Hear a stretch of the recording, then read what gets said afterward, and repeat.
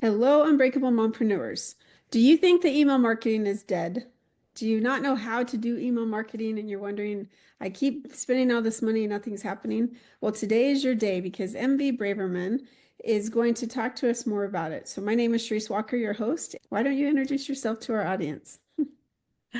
Thank you for having me. Hi, I'm MV Braverman, and I am the founder, which is a lofty title, of Inbox Welcome, where I basically take emails from sent to seen. So I help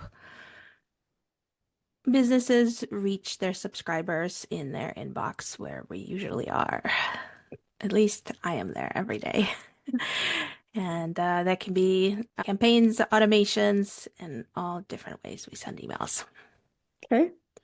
So, um, how do you do that? Like, how do you get that email list so that you can then start pitching? Because I have some people, I get probably one up to five emails a day from them. And so I keep them just because I'm doing a swipe file. But how do you get the email list? How do you get started? Well, there's obviously two different, very divergent approaches to getting your email list. So one is people who buy or scrape lists. I do not work with people who do cold email like that. I work only with opt-in marketers. So you ask permission. Someone puts their hand up and says, "I want to hear from you," or "Send me your cool thing," and I send you the cool thing and follow up if you indicate that you're interested. In some ways, people think of email incorrectly. The best way I've heard this explained is that social media and being on podcasts or a speaker, that's your discovery platform. This is how people find you. Mhm. Email is a relationship platform. That's how you grow the relationship. No one is likely to stumble over my email list. They're not just gonna magically land there. Facebook is not gonna put it in front of them. But once they've put their hand up, it is a great way to grow the relationship because then you're no longer at the mercy of the algorithms, time of day, and whatever the heck hiccup they're having. Okay. So do you create the copy for it and then you do the emails for somebody? Or what does your company specifically do? My primary focus is on deliverability, which is um, basically there's a difference between delivery and deliverability. Delivery is what you see in your dashboards, and that's what a lot of marketing platforms brag about. They say 99% deliverability. That's a misleading statistics. So this is 99% delivery. So they can say with certainty that whoever you sent it to, their mailbox provider accepted the email, but you have no idea where it ended up. Right. It could have gone into spam. It could have disappeared completely. And that's deliverability. So Gotcha. I like to call myself a deliverability detective because I help people figure out where their emails are going, what they're doing, and if they're not doing what they want, what is the reason behind it. So you can track if it's been opened, if it's been, if it goes into the spam folder and everything, and you can fix that. Essentially, yes. We don't, these days, there is pretty much every rate that people, every metric is lying to you. So your open rates aren't really open. Gotcha. Your click rates aren't really clicks. There's a lot of non-human interaction happening that people don't understand. Gotcha. Okay. So what are the new requirements that you talk about with Google and Yahoo? What are some of those new changes? Um, the kind of the background behind this is, ChatGPT came out, I think it was 2022, and the amount of spam, which was already enormous, exploded, and it had gotten better. So we have for a long time had these best practices Mhm. for how to get emails into inboxes, but in October of 2023, Google and Yahoo got together and said, these are now requirements. These are no longer suggestions. These are things you must now do. And briefly summarized, it's authenticate your emails, send emails that people want, and make it easy to unsubscribe. Mm, okay. And I'm happy to dive deeper into each one of them. There's kind of a technology side and there's a psychology side to each one of them. Okay. So let's go deeper because I literally just unsubscribed from somebody and it felt so good. I'm like, you know what? I'm never gonna ever buy anything from you, and I really don't want to see your name. So unsubscribe. And it's much easier now than ever. But what are some of the things in the deep dive that you can tell us more about? So the first one is authenticate your emails, and there's a series of things you need to do technically. And definitely a lot of solopreneurs I'm seeing are not doing those things. Or they're only doing it for one of their email streams, like especially their email marketing platform, and they don't think about all the other ways they send email, like their one-on-one emails, their WordPress contact forms, maybe their help desk software. So all of those things are part of your email reputation. The psychology side of authenticate your emails is make sure that your display name and your from name don't keep changing. Sometimes I get an email in my inbox says like from Amanda. I have absolutely no idea who Amanda is. Mhm. Amanda did not set her display name correctly. Oh, okay. Gotcha. And sometimes people change like the from addresses. They pretend that it's from the CEO or it's from their assistant or whatever, and it's just very inconsistent. So that's the authenticate your emails. Okay. The second part is send emails that people want, which is, I mean, it's kind of obvious, like get their consent. Mhm. And my take on it, it should be informed, enthusiastic consent, not sneaky pre-checked box or you can't get through this without checking this. Tell people what they're getting and, ask for their permission. But the technical side of it is that you cannot have reported spam rate. So if someone marks your email as spam, if enough people mark your emails as spam, you're going to have big problems. So the threshold that Google has set is 0.3%. So that's 3 out of 1,000 recipients. If they consistently mark your email in spam, you are in big trouble. Ideally, it needs to be less than 0.1%, and that's 1 out of 1,000. Wow. So that's part of it. And the other thing that people do not know is that when you see someone reported something as spam in your like MailChimp or ConvertKit dashboard, that does not count Google emails. Google does not send us data. You can only find out your Google reputation through Google Postmaster tools. Wow. Interesting. So you have, Uh, oh, really? Oh, you there's have a more. lot. And then the last thing, of course, is make it easy to unsubscribe. So again, there's a technical thing that your provider does behind the scenes. But again, please don't do the 6-point font in light gray on white, thinking that they're just gonna give up. And no, it's much simpler to mark something as spam. And I have talked to people who just basically say, I just mark everything as spam, even if I know I subscribe to it. That's just how I deal with it. So you don't be that person. Hmm. 10 unsubscribes is better in Google's eyes than one spam report. Those are not exact numbers, but I don't have their exact numbers. But basically, an unsubscribe is a pretty neutral signal, unless there's a whole bunch of them. A spam complaint is not a neutral signal.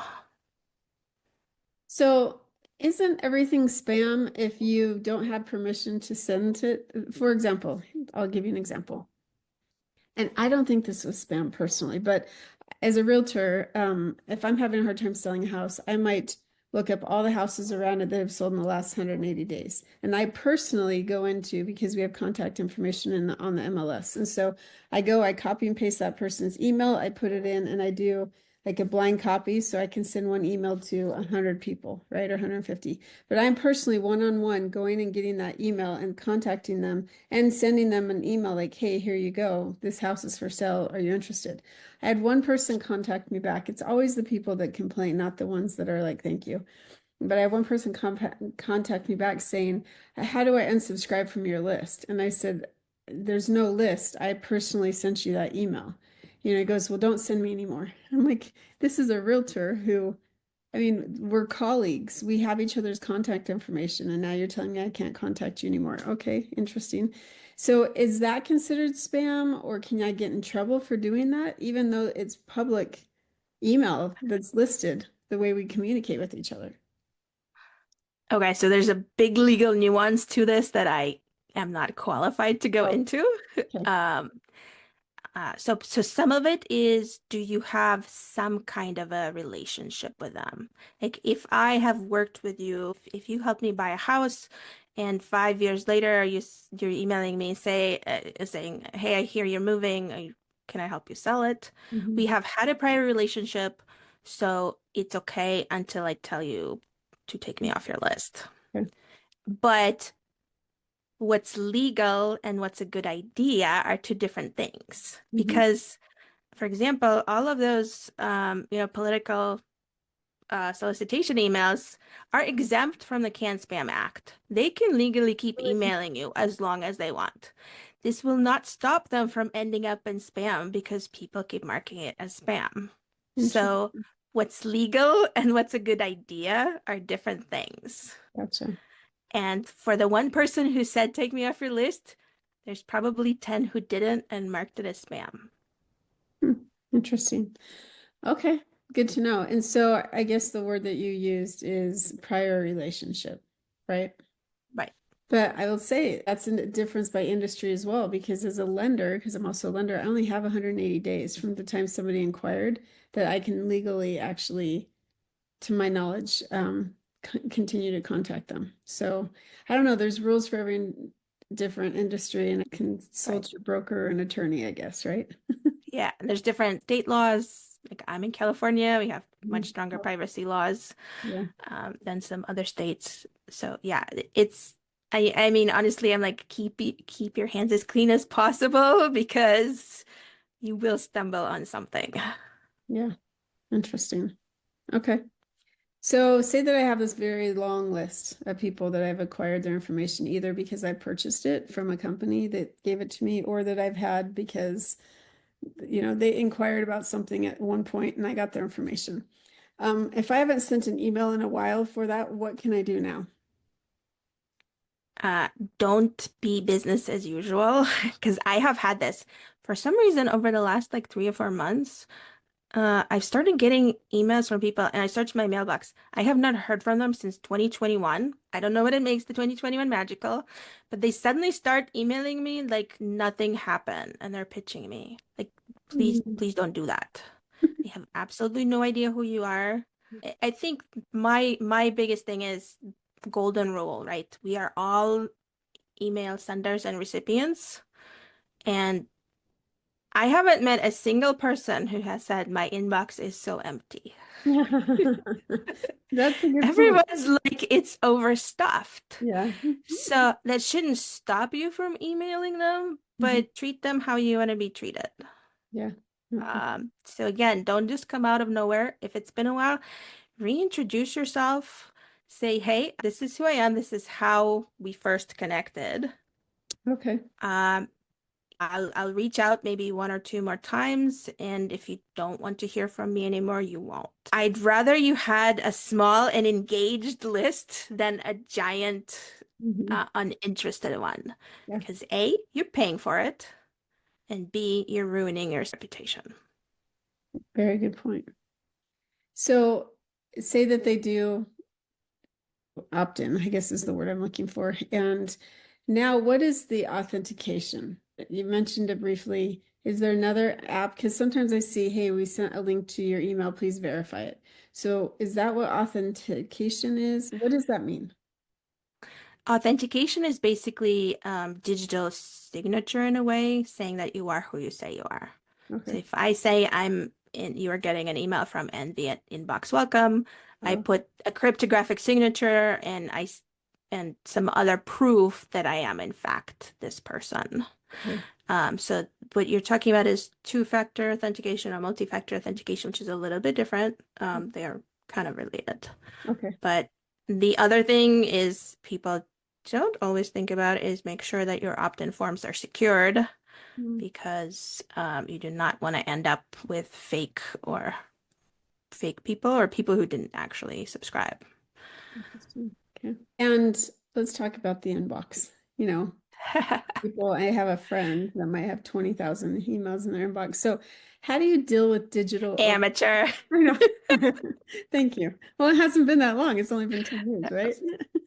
I keep like on Friday nights when I'm bored or something, date night, I'll go through and I'll delete 1,000. I'm like, yes, but I haven't had one of those nights. So, how do you deal with that digital overwhelm that we all kind of feel? We're inundated with so much information. Same answer as everybody else. I don't. The only time I've had inbox zero is the first day that I open a new email account. I know. I know that there are people who do that. And sometimes, like last year at the beginning of the year, I read this somewhere, digital bankruptcy. I Mm. declared digital bankruptcy. I just archived every single email in my Gmail inbox in one of them. And then just said if they really want it, if I really need to hear from them, they'll reach out again. So, what does archive mean? Does it kind of go bye-bye, or is it stuffed away somewhere underneath the Right. pillow or the mattress? Yeah. A digital. And this is different. So the way that Gmail does things is different from how everybody else does things, and they have kind of revolutionized the way we think about it. But essentially, with Gmail, um, it- being in the inbox, it's just a label that they put on it. Once you remove that label, it's archived. It's kind of just hovering in the back there. You won't see it again until you search for it or you look at your all mail. Where with others, you are deleting it and maybe eventually it'll be trashed. So I trash some stuff I know I don't want to see again and I archive the rest. But there's like a whole conversation we could have about this. Yeah. And it's a lot. And that's something you need to think about as a marketer if you're sending email. People abandon their mailboxes because they get so frustrated, they start new ones.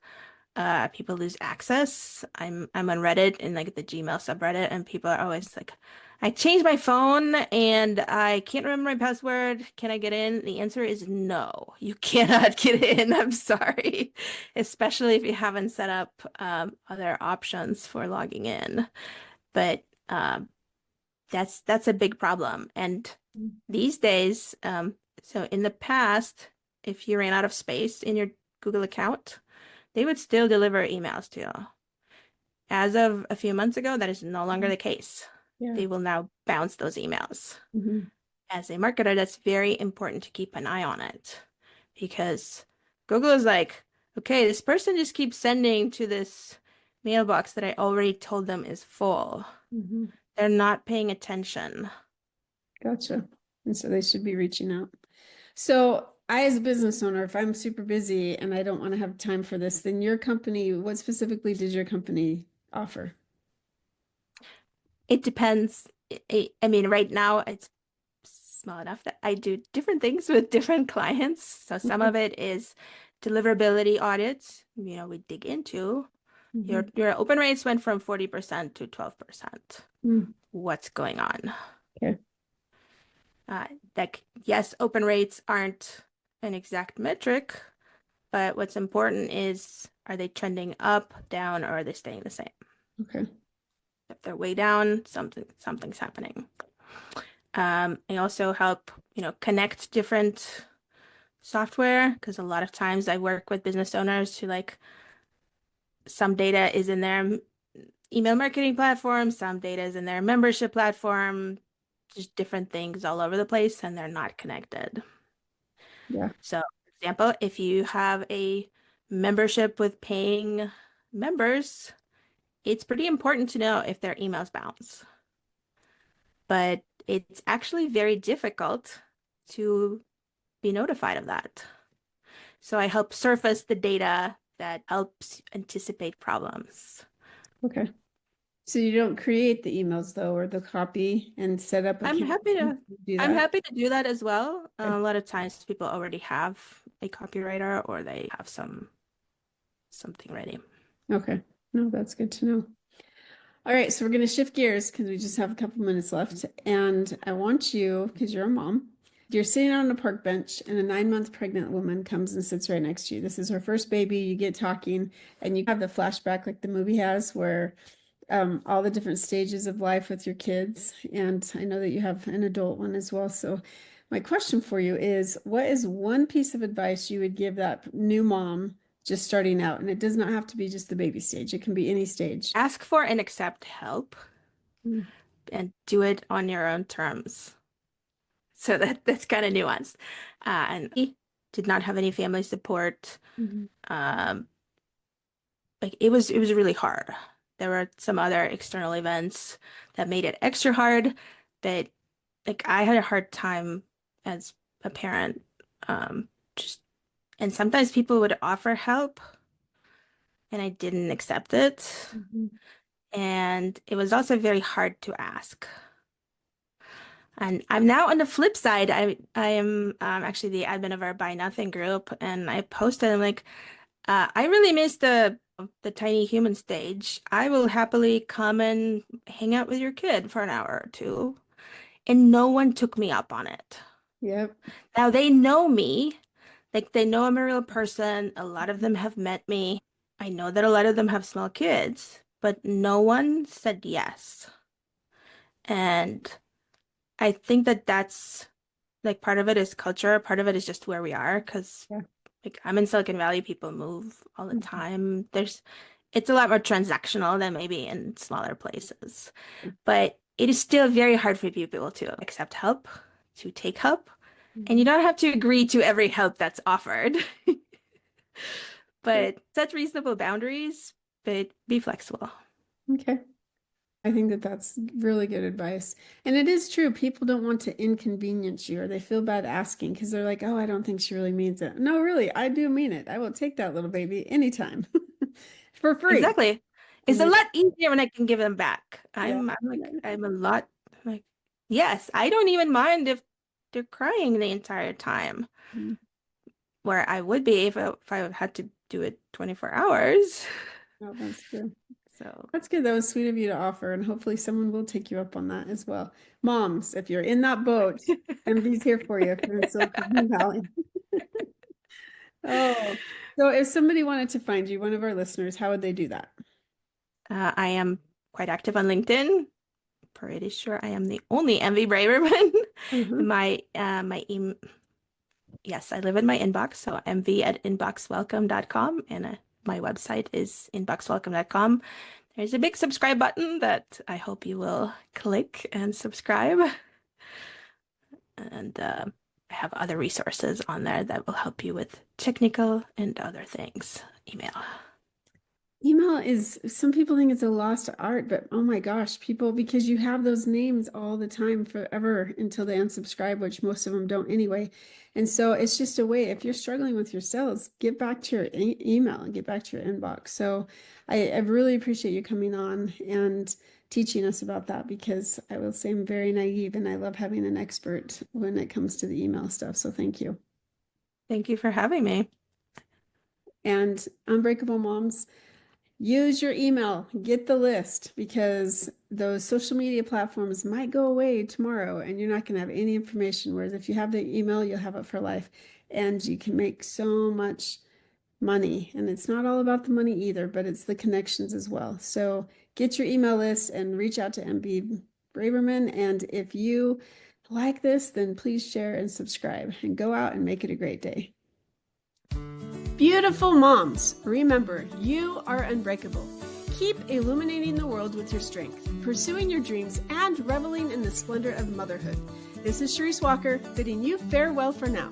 Stay tuned for more empowering conversations on the next episode of the Unbreakable Mompreneurs podcast. Until then, keep shining bright.